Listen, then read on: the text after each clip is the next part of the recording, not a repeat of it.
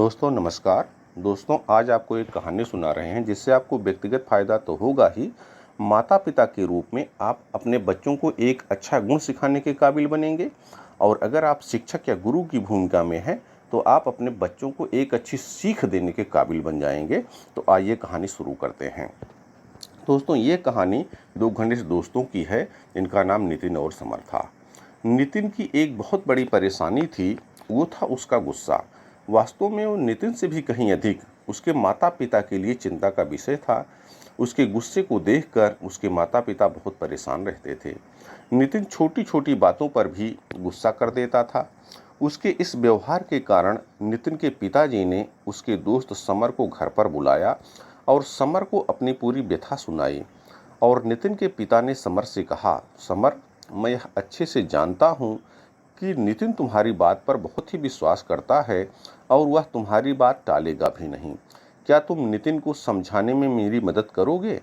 Summer Nitin के माता पिता की परेशानी को अच्छी प्रकार से समझ चुका था। उसने कहा, अंकल जी आप चिंता ना करें, आप कुछ दिन के लिए नितिन को मेरे घर पर रहने दें, मैं आपकी परेशानी का समाधान अवश्य ही कर दूंगा। नितिन के पिता समर के परिवार से भी परिचित थे और समर पर विश्वास भी करते थे, तो उन्होंने इसके लिए हाँ कर दी। समर और नितिन घर पहुंचते हैं और एक दिन के लिए खूब आनंद लेते हैं। इसी बीच समर नितिन के गुस्से के लिए एक उपाय ढूंढ लेता है।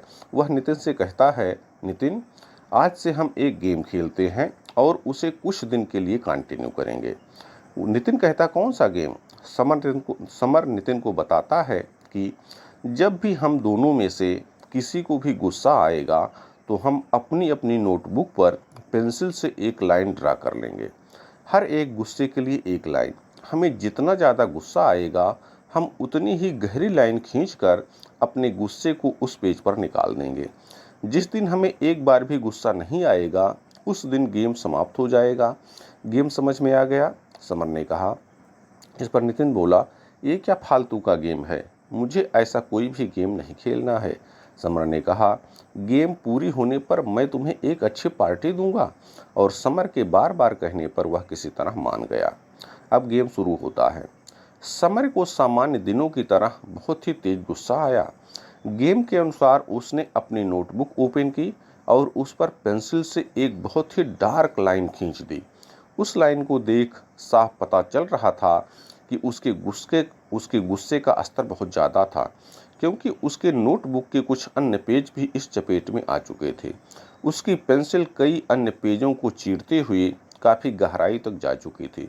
इसी तरह नितिन पूरे दिन में जितनी बार भी गुस्सा करता उसके लिए एक लाइन अपनी नोटबुक में ड्रा कर देता। इसी तरह इस प्रक्रिया को नितिन ने दूसरे दिन भी दोहराया। अब तीसरे दिन नितिन कुछ बोर होने लग गया था।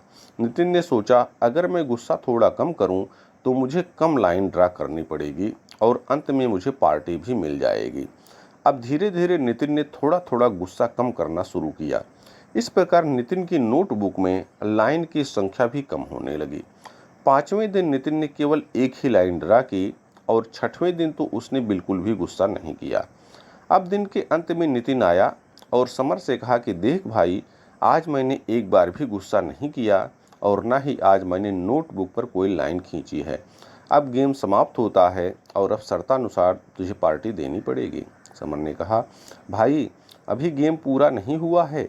अब जितनी बार भी तुझे गुस्सा आएगा और तू उसे कंट्रोल कर लेगा तो तुझे उतनी ही बार उन पहले खींची हुई लाइनों को रबर से मिटाना है। तब मैं तेरे को पक्का और अच्छी पार्टी दूंगा। नितिन समर की बात मान जाता है और गेम को आगे बढ़ाता है।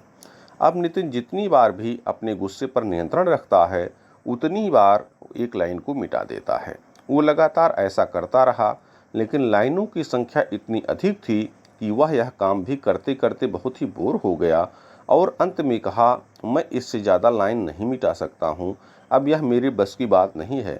समर मुस्कुराया और कहा, तूने गेम को पूरी ईमानदारी से के साथ खेला मेरे दोस्त, इसके लिए मैं तुझे पार्टी तो ज़रूर दूंगा, लेकिन उसके पहले मैं तुझसे कुछ प्रश्न पूछना चाहता हूँ। समर ने कहा कि नितिन, ये बता कि तुझे उस नोटबुक में क्या दिखाई दे रहा है। नितिन ने कहा, कुछ पेज पर लाइनें हैं जिन्हें मैं मिटा नहीं पाया और आगे के कुछ पेज वो हैं जिन पर मैं लाइनें मिटा चुका हूँ। समर ने कहा, जरा ध्यान से देखो, शायद तुम्हें वहाँ उन खाली पेजों पर कुछ और भी दिखाई दे। जिद ने कहा, अरे हाँ, वहाँ जहाँ से मैंने लाइनें मिटाई थी वहाँ पर उन लाइनों के निशान हैं। कुछ निशान गहरे हैं तो कुछ हल्के, लेकिन मैं उन लाइनों को मिटा चुका हूँ। मुझे पार्टी ज़रूर चाहिए, इसके लिए कोई बहाना नहीं चलेगा। समर फिर से मुस्कराया और थोड़ा सीरियस होते हुए बोला, नितिन, ये जो पेंसिल है वो तुम हो और ये पेज तुम्हारे माता पिता हैं।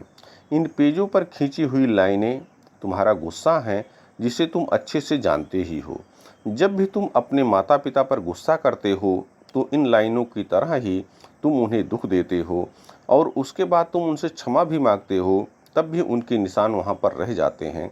जैसा कि तुमने देखा कि लाइनों के मिट जाने पर भी उनके निशान वहीं पर हैं। तुमने जहाँ अधिक गुस्सा किया था उसके निशान उतने ही गहरे हैं। तुम्हारे द्वारा बोले गए अपशब्द उन्हें समय समय पर घाव देते रहते हैं, जिन्हें वो चाह कर भी भूल नहीं पाते हैं।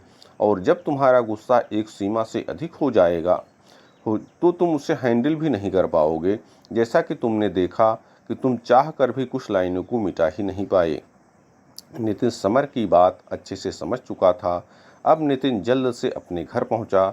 उसने अपने गलत व्यवहार के लिए अपने माता पिता से क्षमा मांगी।